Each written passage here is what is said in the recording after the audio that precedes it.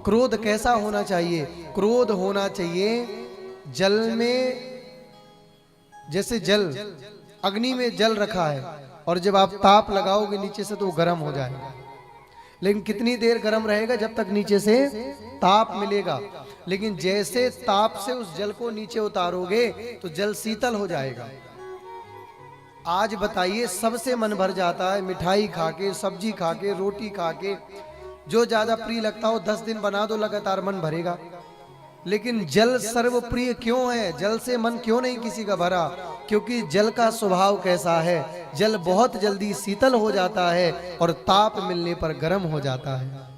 अर्थात जब कोई बात आपको बुरी कह दे तो आप थोड़े देर के लिए तो गुस्सा करिए, लेकिन जैसे जल अग्नि से नीचे आने पर शीतल हो जाता है, जब वो बात, वो जगह, वो रात्रि चली जाए तो आप भी जल के समान शीतल हो जाया करिए। यही जल से सीखने की बात है। क्रोध ऐसा नहीं होना चाहिए आज बात कही गई और सालों साल तुम्हारे मन में गांठ लग गई है।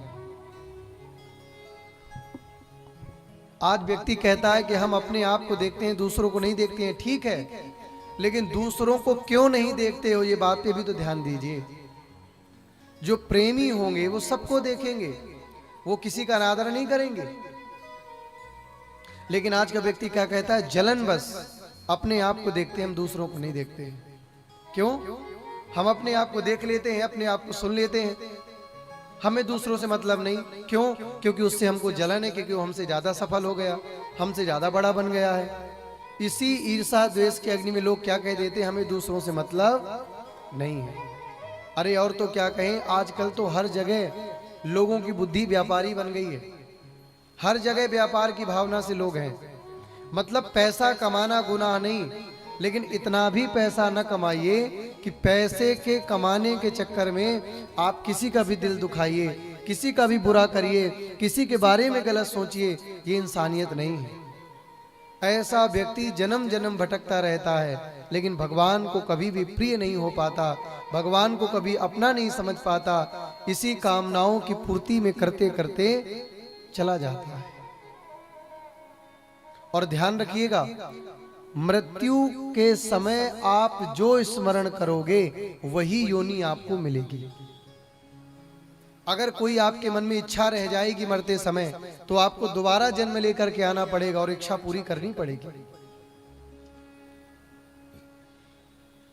अगर बार बार हमें ये मानव का जीवन मिला, मानव देह मिली, तो क्यों मिली आपको पता है?